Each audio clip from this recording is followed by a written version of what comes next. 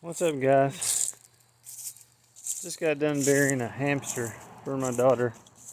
She's had for 2.5 years. She didn't take it that great. She's 12. So,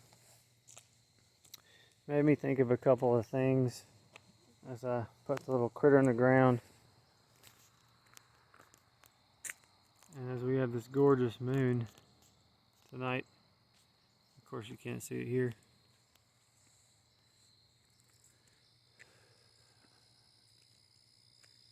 What if, if we didn't have this,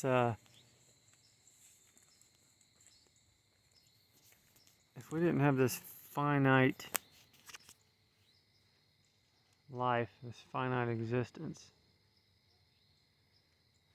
how much less would we appreciate what we have here in the first place? If we got to live forever, at what point would we go crazy? First of all, maybe wishing we didn't live forever. Maybe wish we could do something else, experience something else. And maybe when we think about it that way, death is actually, you can actually welcome it in a lot of ways. It doesn't mean that you don't want to fulfill the things that you're trying to do here, your purpose, or whatever you find spiritually fulfilling. But the fact that we live and that we die and that everything else does too gives us appreciation for this creation. And if it wasn't like that, I don't think we would appreciate it, not near to the degree that we do.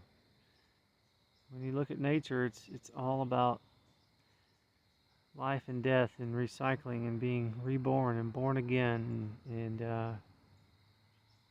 it's really amazing. And another thought I had, based on the way the world is today, I was thinking about eugenics and how these people if you want to call it, at the top of the ruling class or the elite or whatever, they get together and they get together and they decide our fate for us. And they try to use silly things like scarcity, climate change, peak oil, all these, not enough water, whatever you want to call it. There's always not enough of something. And they try to scare everybody into believing that we have to do all these crazy things just to survive. And they've done that for a long, long time. But now in today's age, we have the ability to communicate with each other instantaneously. We have internet. We didn't have that 100 years ago.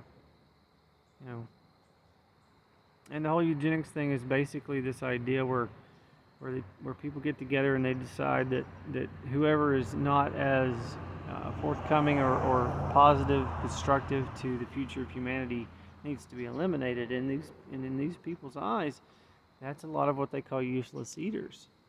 But they're kind of riding on their high horse in a lot of ways.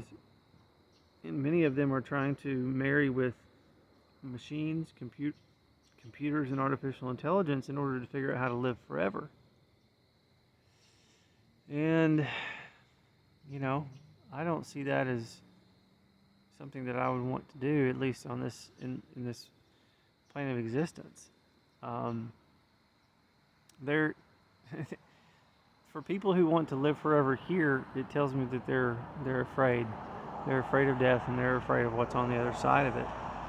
And to me, it's more of, again, I don't want that to happen to me right now, but I'm not scared of that opportunity to move on. And what if eugenics could become, because we in this age, we can talk with each other so much, we can put our thoughts together, our prayers together, and our intentions together so focused and so on fire, that maybe the eugenics program, it flips or becomes not what they're trying to do with their eugenics program, but what we're trying to do, keeping this positive, constructive idea of humanity, and that the idea that we don't need people like the elites in the system of control anymore to rule over us, to give us all the rules that we have to live by, to where we have to worship them, where we have to obey them in everything we do. Maybe that's going to be the eugenics program. The new eugenics program is getting rid of this negative, this toxic thought process where we need people like this to lay things out for us to just grovel at and be like, please save me, please take care of us, please save us all this stuff. No, we're going to, maybe the next eugenics program is us saving ourselves from the toxic mind, just what it is that we're going through right now. It's just, it may flip itself on its head because enough people may be waking up to this understanding that we don't need these people anymore. We don't need the system of control. We don't need the politicians. We don't need the government, or at least to the degree that it's at. I'm not saying throw the entire thing in the trash bin immediately, because that would be kind of chaotic, but we are starting to understand that we can come together as communities and get together, figure out what people need, meet those needs, and fill people's lives with blessings and hope and love. And we don't have to sit there and give our power away to these people. So maybe that's the next eugenics program. Not them trying to eliminate us down to 500 million people like the Georgia Guidestone says. Not all of that. Reality is not set. And as long as we don't accept that reality, we can change the world. And we can do it together. I love you guys.